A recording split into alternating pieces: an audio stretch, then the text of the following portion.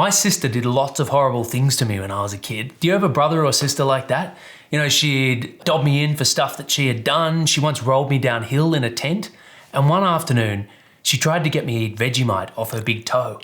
So to get over the trauma, I wrote a story about it. Every afternoon I'd come home and she'd say, go and do this for me, go and get the clothes off the line, go and get me a snack. And I'd say no. So she'd say, okay, I'm calling mum at work. So she'd pick up the phone and she'd start dialing. And then I'd say, okay, relax. But this one time with the Vegemite, I pretended I was gonna eat it.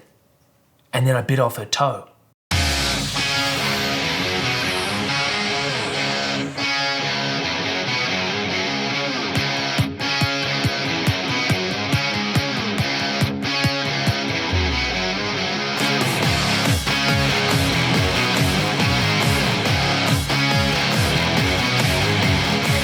I didn't really.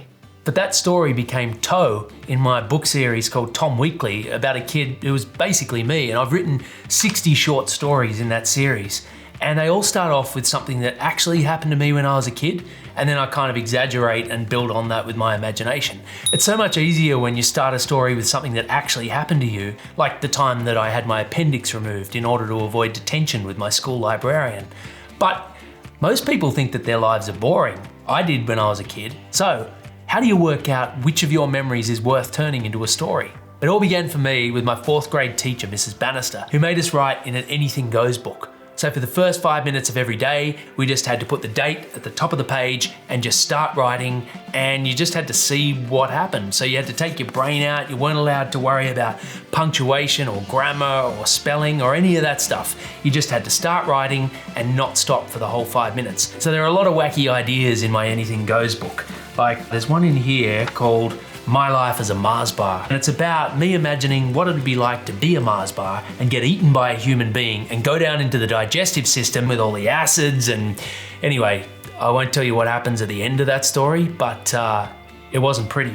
I have hundreds, maybe thousands of notebooks because I've been doing this for years. My whole life I've been writing 3 pages in the morning. First thing I wake up and just write it down. An Anything Goes book doesn't have to be fancy either. It can be like a 10-cent exercise book from a discount store. What matters is what goes down on the page. I have a challenge for you.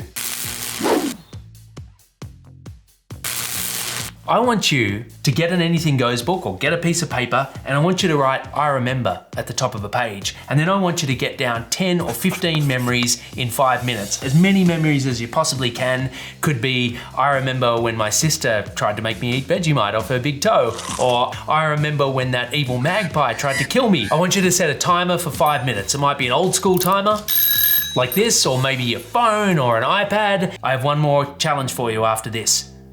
Pause the video now and go.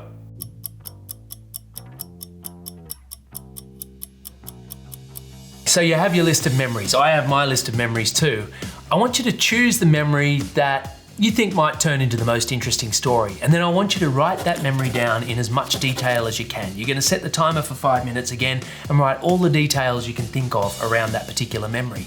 But I want you to add in one fictional detail. So something that didn't actually happen, but that could have. But when you read it back to your class or your friends or your parents or your dog, actually the dog probably won't be able to work this out, but I want them to try to work out which bit you made up. And if you want extension beast mode activities around this idea, make sure you download the activity sheet. I'm gonna see you in the next video. Set your timer for 5 minutes and go.